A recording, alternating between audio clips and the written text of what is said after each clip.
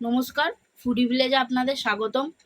বাড়িতেই তৈরি করে ফেলুন ভুসো চিংড়ি দিয়ে পুঁই শাকের চচ্চড়ি।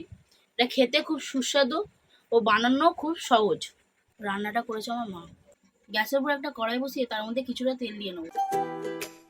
তেলটা গরম হয়ে যাওয়ার পর ভুসো চিংড়িগুলো মা আগে দিয়ে হলুদ নুন দিয়ে মেখে রেখেছিল, সেগুলো তেলের মধ্যে ফ্রাই করে নেব।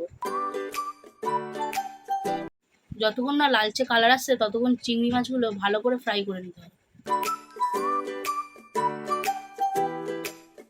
চিংড়ি মাছগুলো ভালো মতন ফ্রাই হয়ে গেলে একটা অন্য পাত্রে তুলে নেব।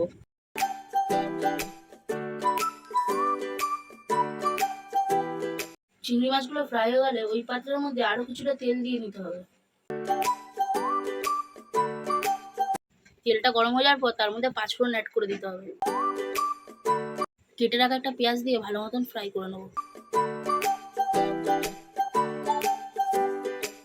পেঁয়াজটা লালচে রং চলে আসলে একটা কেটে রাখা টমেটো দিয়ে ভালো মতন ফ্রাই করে নেব।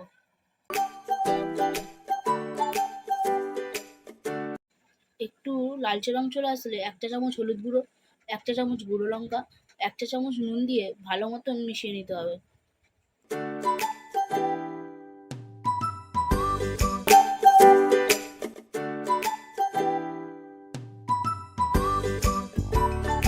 তারপর মশলা দিয়ে নেবো।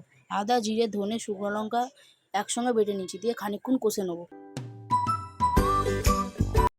এরকম লালচে রং চলে আসলে তার মধ্যে অ্যাড করে দিতে হবে কেটে রাখা আলু, বেগুন, কুমড়ো, দিয়ে ভালো মতন কষিয়ে নিতে হবে।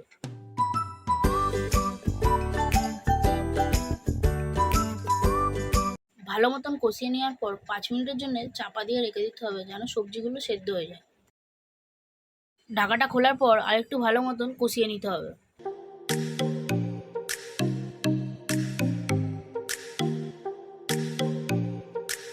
কষানো হয়ে গেলে কেটে রাখা পুঁই শাকগুলো দিয়ে ভালো মতন কষিয়ে নিতে হবে।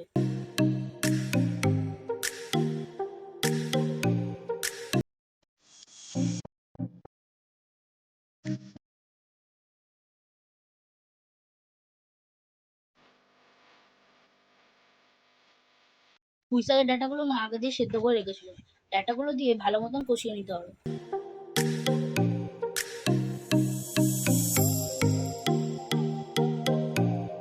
ভালো মতন কষানো হয়ে গেলে 10 সেকেন্ডের জন্য চাপা দিয়ে রেখে দিতে হবে।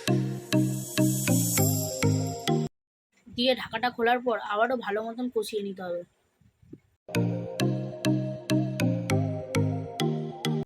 আবারও 10 সেকেন্ডের জন্য চাপা দিয়ে রেখে দিতে হবে।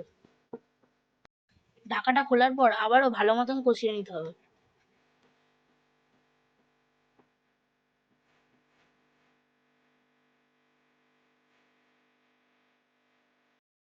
ভালো মতন কষিয়ে নেওয়ার পর স্বাদ অনুসারে দিয়ে দিতে হবে চিনি।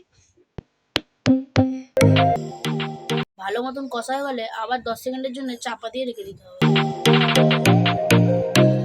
দিয়ে ঢাকাটা খোলার পর আবার একটু ভালো মতন মিশিয়ে নিতে হবে।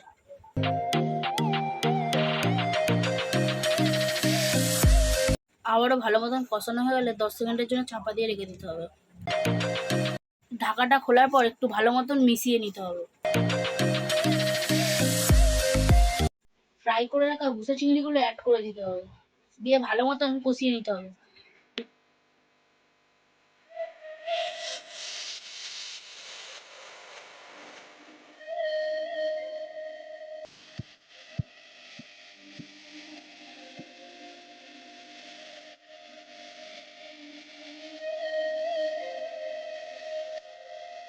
আবারও 10 সেকেন্ডের জন্য চাপা দিয়ে রেখে দিতে হবে। ঢাকাটা খোলার পর তাহলেই রেডি হয়ে গেল আমাদের ভুসা চিংড়ি দিয়ে পুঁই শাকের চচ্চড়ি।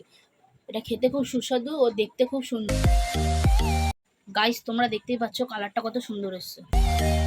ভিডিওটা যদি দেখে আপনাদের ভালো লেগে থাকে একটা লাইক অ্যান্ড সাবস্ক্রাইব করে আমাদের পাশে থাকবে। দেখা হবে আবার অন্য কোনো ভিডিওতে। Thank you.